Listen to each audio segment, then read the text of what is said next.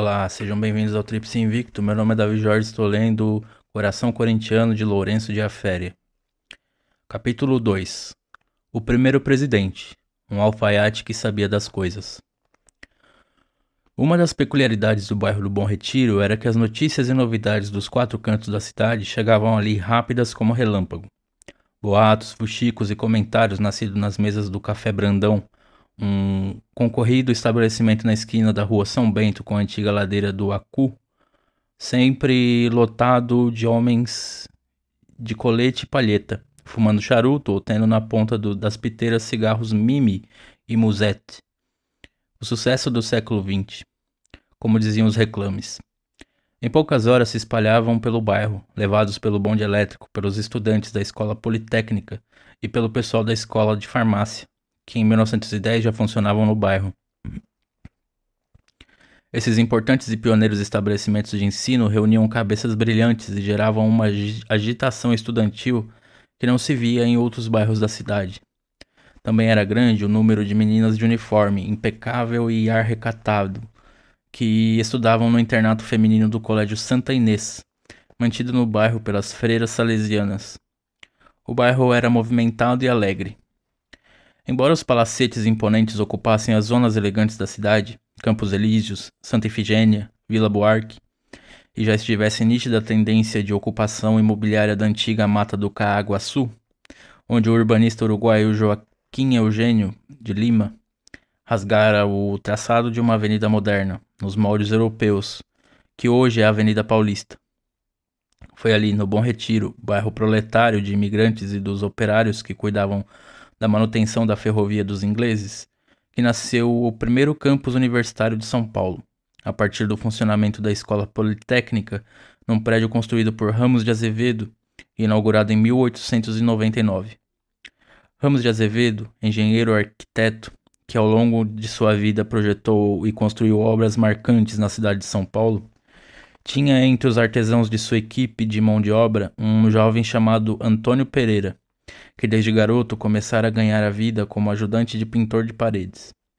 Dedicado ao ofício, Antônio Pereira logo se fez um profissional de mão cheia, muito requisitado, e conseguiu juntar um capital. Mais tarde montou sua própria empresa e se tornou empreiteiro de pinturas e de residências e edifícios públicos. A Escola Politécnica, da qual Ramos de Azevedo foi professor e diretor, na época tinha fama pelos estudos que realizava para substituir por concreto armado as estruturas metálicas importadas que se utilizavam na construção de edifícios do começo do século, como era exemplo a Estação da Luz. Com a Previdência Social ainda não estava sequer organizada, era também na direção do Bom Retiro que ocorriam as levas de trabalhadores e suas famílias. Vindos de bairros distantes, como a Freguesia do Ó e Penha de França, em busca de atendimento médico e remédios gratuitos oferecidos pela Escola de Farmácia, serviço ampliado mais tarde também para o tratamento dos dentes, quando no mesmo local passou a funcionar a primeira escola de odontologia de São Paulo. Nas aulas dessas escolas de ensino superior, frequentadas por filhos de famílias abastadas, era obrigatório terno completo com gravata.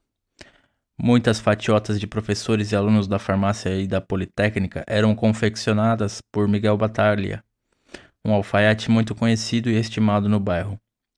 Miguel Batalha era um artista da tesoura e da agulha. Tinha orgulho de sua profissão.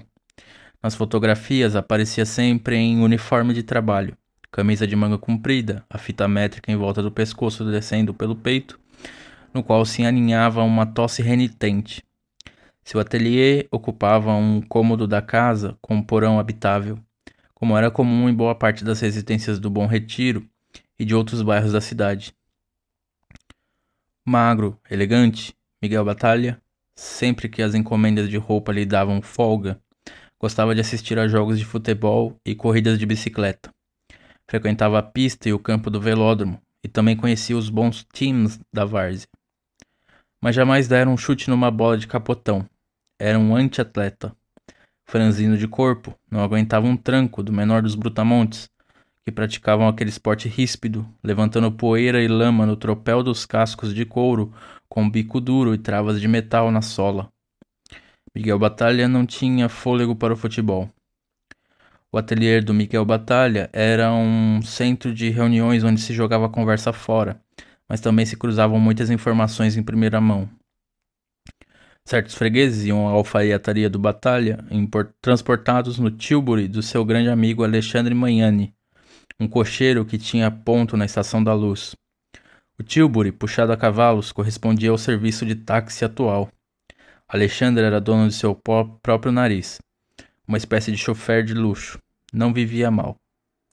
Era Alexandre Magnani quem levava ao amigo Batalha muitas novidades e rumores ouvidos diretamente da boca dos frequentadores do Café Brandão e do Girondino. Também este um café famoso, ponto de encontro de prósperos fazendeiros e banqueiros, situado na esquina da rua 15 de Novembro com a Praça da Sé. Numa tarde, descansando um pouco enquanto o cavalo de seu Tilbury comia a alfafa contida num saco de algodão preso ao focinho, Alexandre Magnani confirmou a batalha, a vinda ao Brasil de um famoso time inglês de futebol, que era uma espécie de oitava maravilha do mundo. Os homens jogavam de ouvido. Alexandre Magnani também gostava de futebol e antecipadamente sabia que não iria perder uma partida desse fantástico esquadrão, mesmo que ele jogasse em dia útil da semana. Alexandre fazia seu horário de trabalho, tinha autonomia, não tinha patrão. Mas era um perna de pau.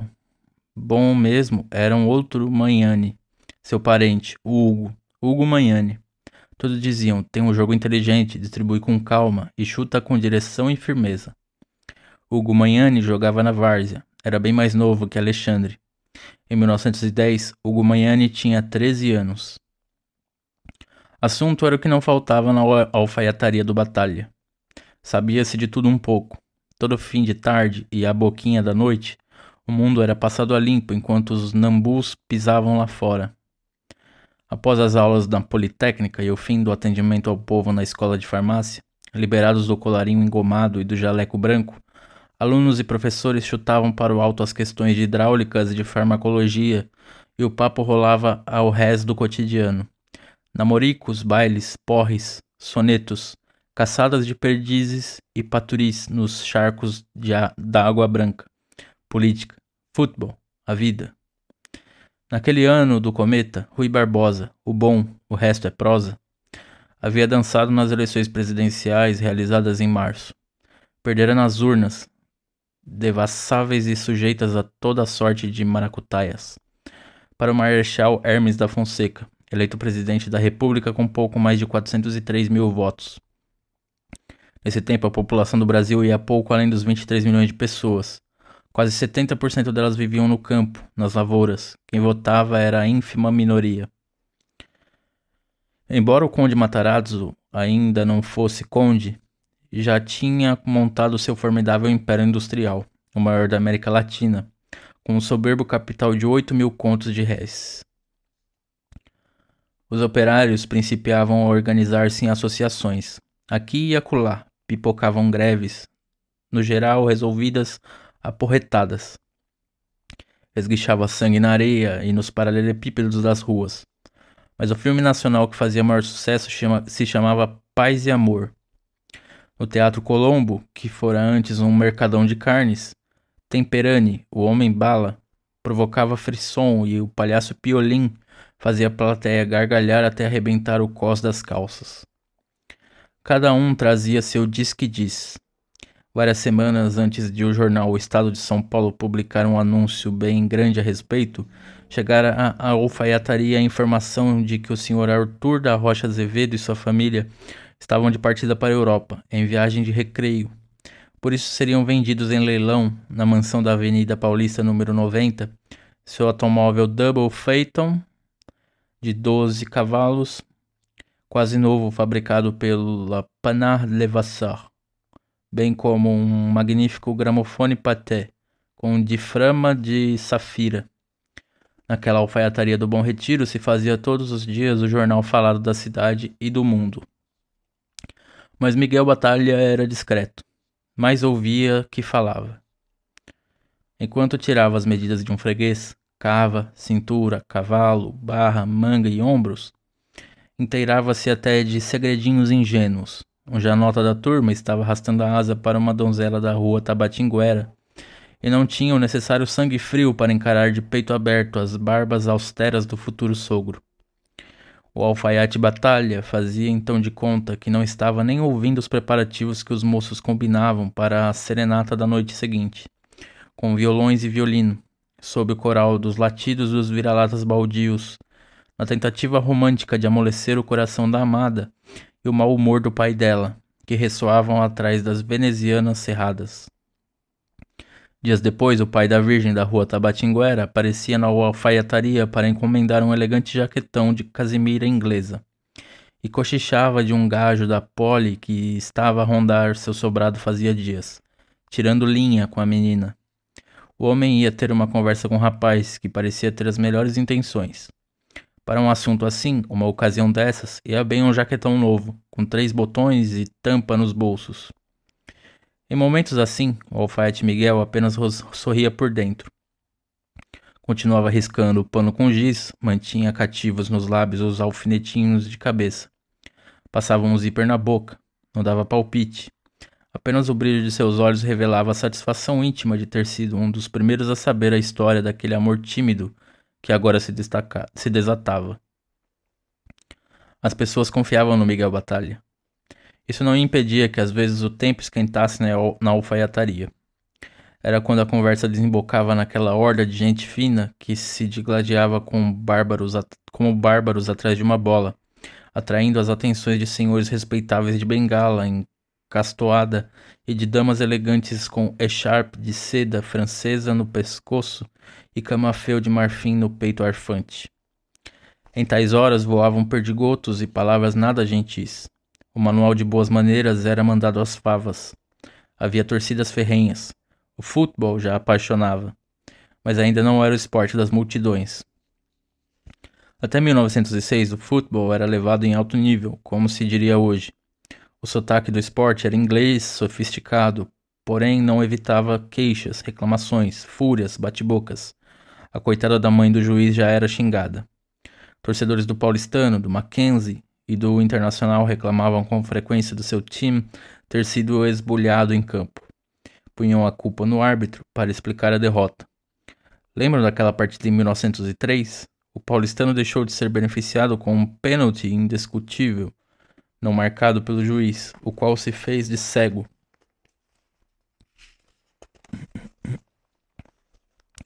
Por cúmulo da sem-vergonhice, o Homem de Preto ainda terminou o jogo 7 minutos antes do tempo regulamentar. Isso é que era juiz ladrão. Outra ocasião, num jogo entre o São Paulo Athletic Club e o Mackenzie, esse último já estava com a vitória garantida, no papo. A torcida até já festejava, pois o árbitro, um gato, deixou a partida prosseguir indefinidamente. Parecia que tinha engolido o relógio de bolso. No 6º minuto da prorrogação caprichosa do árbitro, o São Paulo Athletic Club marcou o gol do empate. Aí o juiz fez prrr e encerrou o match. Por essas e outras, embora na várzea o pau quebrasse com maior frequência e entusiasmo redobrado, também nem sempre o manual de boas maneiras era observado pelos chamados clubes da elite. Em decorrência de uma briga iniciada no campo e que acabou envolvendo os cartolas no velódromo, a famosa Taça Penteado, gentilmente oferecida pelo Dr. Antônio Álvares Penteado, acabou sendo atirada nas águas, então cristalinas e caudalosas do rio Tietê, onde desapareceu para sempre. Contudo, pior do que atirar taça no rio fazia o Botafogo, um sanhudo clube de várzea que reinava absoluto ali para os lados da rua Paula Souza. O Botafogo era famoso pelos craques que conseguira reunir no time, gente de fino futebol, um esquadrão joia. Mas era uma turminha marruda. Adversário que ousasse ganhar o jogo em cima do Botafogo quase sempre era obrigado a atravessar o rio Tamanduateí a nado. O Botafogo era time de suar a camisa até o último minuto. Tinha uma garra em comum. Curtido em refregas, bom de briga, seu temperamento descambava com facilidade para a arruaça. E as comemorações das suas vitórias geralmente acabavam perturbando o sono e a paciência dos cidadãos sensatos e pacíficos que iam dormir cedo. Muita gente ia reclamar na delegacia. O Botafogo, porém, resistia e prosseguia deixando marcas bem visíveis na reputação de outros times: o Piemonte, o Norte América, o Lira, o Roma, o Cruzeiro do Sul, o Minerva, o Pari, o Belo Horizonte, o Jaceguai. Muitas equipes, como a organizada pelo português Joaquim Rodrigues, o Vaca Brava, também briosa e valente, preferia evitar confronto com o Botafogo para não ter dores de cabeça. Consta que certa feita o Botafogo mandou ofício em papel ao maço à diretoria do Heróis das Chamas, time do Corpo de Bombeiros, convidando para uma partida amistosa na Várzea do Carmo. Pelos soldados do fogo, até que haveria jogo. Eram gente de valor e denodo. Enfrentavam incêndios com equipamento precário. Na época nem hidrantes havia. O encanamento das águas era incipiente. Mas o chefe da corporação ponderou bem, achou melhor evitar os riscos desnecessários e desautorizou a pugna, alegando razões de segurança interna. Esse era o Botafogo, rei daquela antiga baixada onde hoje o rio Tamanduateí faz a curva do mercado da Cantareira. Esse era o Botafogo, cujas partidas eram acompanhadas com admiração e entusiasmo pelos jovens Joaquim Ambrósio, Carlos da Silva, Rafael Perrone, Anselmo Correia e Antônio Pereira. A várzea não era uma coisa única. Na verdade, ela se desdobrava em várzeas, espalhando-se pelos rios e córregos, assumindo o caráter dos bairros onde se situavam. O futebol das várzeas ia criando seus reis particulares. Tomás Mazzoni contava que o goleiro Antenor, que atuava no Aliança, gozou de mais fama na várzea do que qualquer outro craque do velódromo. Era um verdadeiro gato selvagem. Certos embates varzianos, como os jogos entre o Aliança e o Domitila, seu maior rival, ainda que não ocupassem uma linha sequer nos jornais da época, mexiam com a cidade. Jogadores como Alziro Veridiano, Zé Cabeludo, Menotti, Peru, tinham seus 90 minutos de glória e aplausos todas as semanas. No campo do velódromo, nem pensar em entrar preto nos times.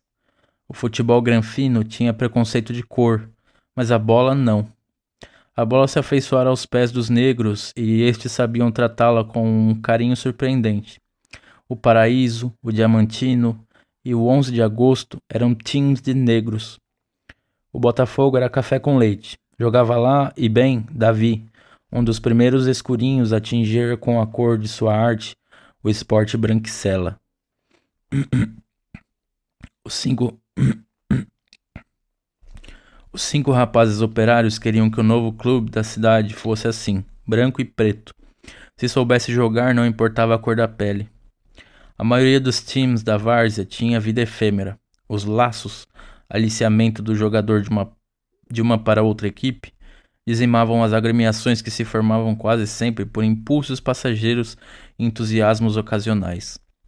O próprio Botafogo, apesar de ter um time competente, que atraía excelentes jogadores, talvez não fosse longe. Muita gente não simpatizava com ele por causa da marrudice de alguns de seus elementos.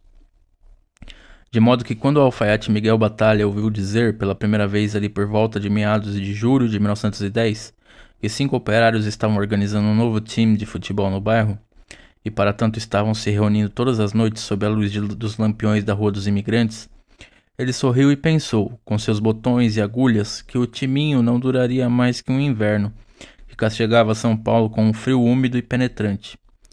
Alexandre Magnani, o cocheiro, foi quem levou a notícia à alfaiataria.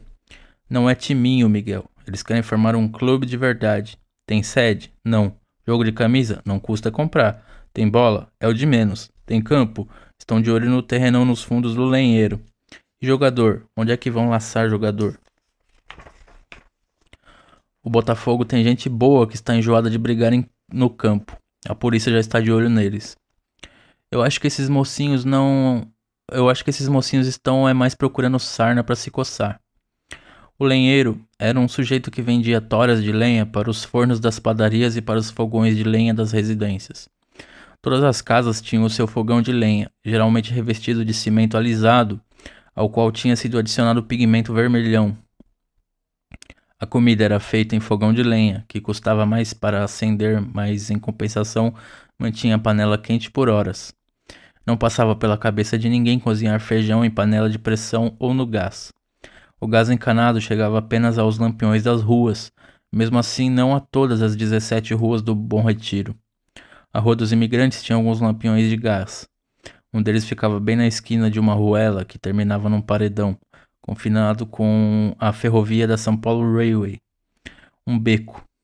A rua iria chamar-se um dia Cônego Martins. Quando o trem passava, espirrando vapor e fumaça preta, a esquina tremia e o barulho não deixava ouvir o que os 5 rapazes estavam conversando. De gorro na cabeça, para enfrentar a garoa, à luz daquele lampião de luz azulada, os operários estavam acertando como seria o novo clube. Não escolheram o signo do lampião de gás por serem românticos. Simplesmente não tinham sede. Não tinham o dinheiro do Minas Gerais, um outro clube recém-criado em maio daquele ano, que dispunha de sede, mesa, cadeiras, livros de atas e diretoria completa. Os 5 operários tinham apenas a rua e os lampiões de gás. O campo dependia de conversarem com o lenheiro. Era um terreno grande, dava sossegado para um campo de futebol e sobrava muito espaço para a torcida ficar em volta, vendo o jogo e chupando laranja e tangerina. A área se estendia entre as atuais ruas Prates, Ribeiro de Lima e José Paulino. O lugar ideal, perto dos Dudleys, perto da estrada de ferro e perto do ponto final do bonde 15 Bom Retiro. O aluguel do terrenão ficava em 30 mil réis por mês. Um olhou para a cara do outro e todos pensaram a mesma coisa. Vamos falar com Miguel Batalha. Foi assim que, sem nem lhe passar pela cabeça, o alfaiate Miguel Batalha estava sendo escolhido, por antecipação, para ser o futuro presidente daquele modesto tim, que hoje é o Timão. Notas. A ladeira do Acu correspondia ao local onde hoje é a Praça Antônio Prado. 2. Francisco de Paula Ramos de Azevedo, nascido em São Paulo em 1851, notabilizou-se também pela construção das seguintes obras, entre outras: o Teatro Municipal de São Paulo, o Belvedere do Trianon, a Escola Normal da Praça, mais tarde denominada Escola Caetano de Campos, e atualmente sede da Secretaria de Educação do Estado de São Paulo, do Palácio das Indústrias, que depois passou a ser chamado Palácio 9 de Julho, abrigando a Assembleia Legislativa e posteriormente transformado em repartição da Polícia Civil, e o conjunto da Penitenciária do Estado. 3. A Estação da Luz foi construída numa área de 7.520 metros quadrados. Todo o seu material, vigas, plantas, as 2 pontes de passagem que atravessavam os trilhos, até mesmo os pregos, veio da Inglaterra. Nem mesmo os tijolos foram adquiridos no Brasil. Na época da fundação do Esporte Clube Corinthians Paulista, o edifício da estação era um símbolo do esplendor ferroviário de São Paulo. História e Tradição de São Paulo, de Hernani da Silva Bruno, citado em Memória Paulistana, edição do MIS. 4. O café girondino era tradicional, existia pelo menos desde 1894 e ficava num ponto estratégico, onde hoje começam a Rua Direita e a 15 de Novembro, junto à Praça da Sé. Tinha ao lado uma boa charutaria. Diz o historiador Hernani da Silva Bruno que a cidade passava a ter cafés, bares, confeitarias e cervejarias mais confortáveis, e cafés até com gabinetes reservados para famílias e outros já servidos por caixeiras amáveis. Parte da vida social era feita nesses estabelecimentos.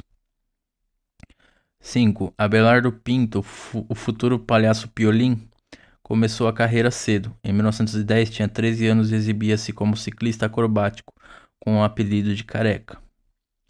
6. A Taça Penteado desapareceu em 1906. Mas pelo que a gente viu no outro livro, aparentemente ela foi encontrada e doada para